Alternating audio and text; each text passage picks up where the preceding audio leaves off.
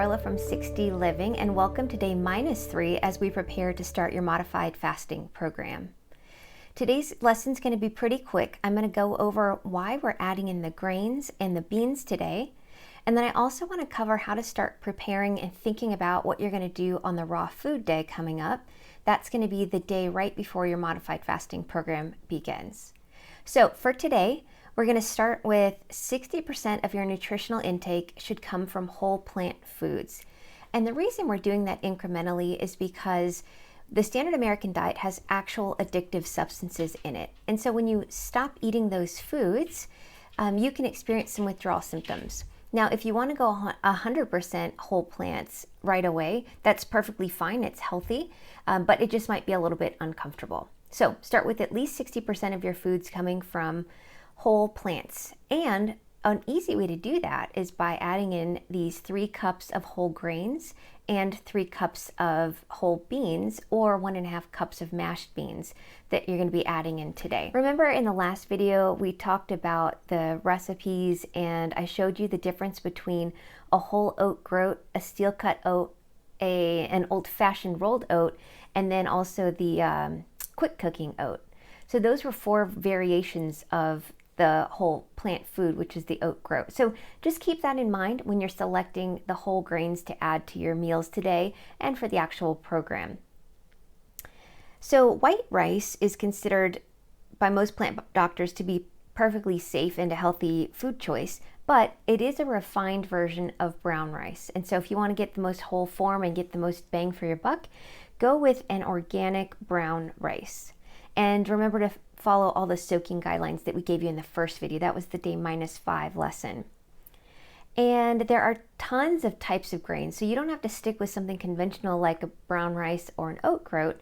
You could try millet, buckwheat, sorghum, freekeh, amaranth, teff, wild rice, rye berries, barley, farro, or bulgur. And just remember to soak your grains before you cook them and avoid any oil, salt, or sugar when you're cooking them. Just boiling will work. Now the same goes for beans. You can cook them from dried or you can find canned versions. Now if you're going to cook them yourself, follow the soaking instructions and you can pick any variety of beans. You can mix and match your beans today as well. But when you cook them, al dente is never what you want for a bean. Make sure that you can wait for them to cool off, of course, but make sure that you can squish them between your fingers very easily. They should be that soft. And if you find them in a can, just make sure you're looking for a BPA-free can and that there's no salt added. And if you can't find those 2 things in a canned bean, I suggest that you cook them from dried. Now we're adding the grains and the beans today for 3 very specific reasons. First of all, if your body is not used to eating this many grains and beans, we wanted to slowly start adjusting to how it's going to be digesting food when you're on the modified fasting program. And sometimes it can take weeks or even longer for your body to adjust to how much extra fiber is on this way of eating. And beans and grains are a really nutritious source of carbohydrates that your body and your brain use for fuel. Secondly, we want to load up on solid nutrition before the program begins because your body's going to need plenty of energy to do all the detoxing that we're going to let it start doing. And finally, beans contain a fair amount of insoluble fiber. And the way this works in your body is that it doesn't get broken down by the digestive enzymes in your stomach. Instead, it's broken down by the healthy bacteria in your intestines, and it's processed there instead. And this makes beans an excellent prebiotic. And you'll notice in your guide that tomorrow we're going to remove these foods, and the reason we're doing that is to lighten the load on your digestive system and let it start to relax. The next thing I wanted to discuss is the raw food day that's coming up, and we're doing it today so that you've got time to run to the store if you need to pick up some produce. But this raw day is the day before your modified fasting program begins. Now, the first time I did my modified fasting program, I was not looking forward to raw day. But I had never eaten a completely raw day before either.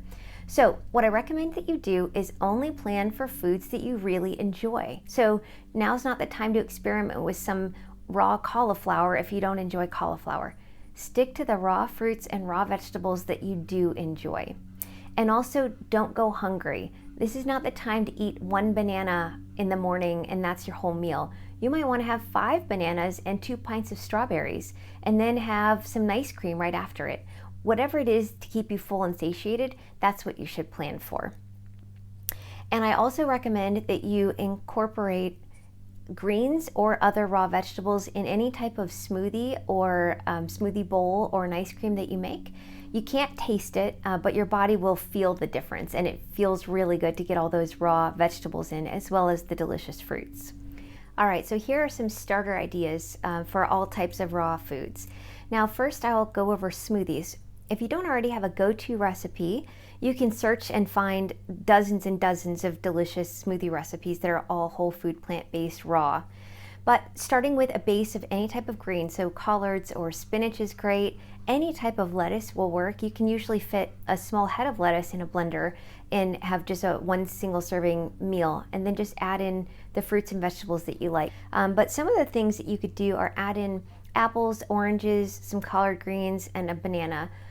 Or you can do like a whole head of lettuce with a couple of green apples and a handful of frozen strawberries. A head of lettuce with a few bananas and a couple of blueberries is also a great, easy, raw smoothie recipe.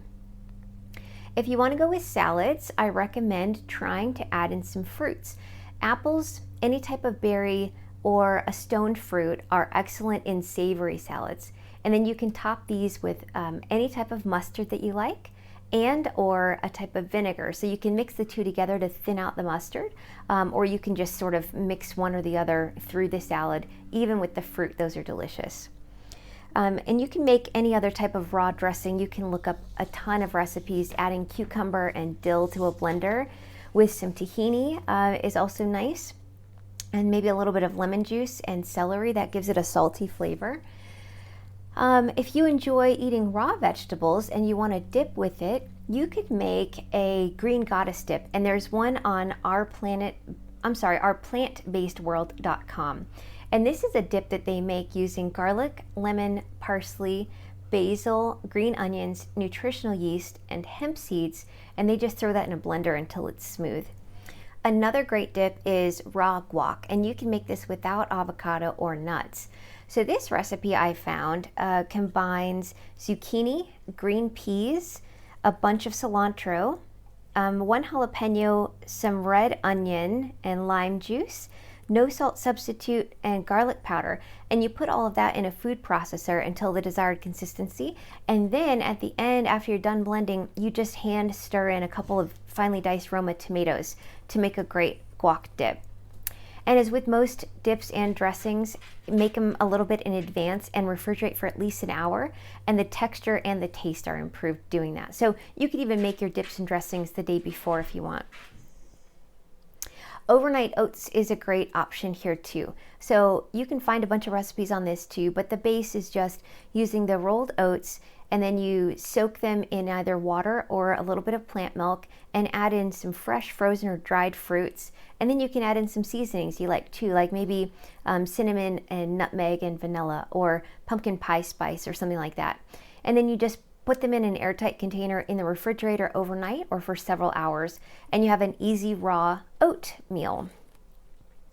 You can also do nice cream all day long if you'd like. And again, I would recommend you sneak some greens in there. It will change the color, but you won't even notice the taste.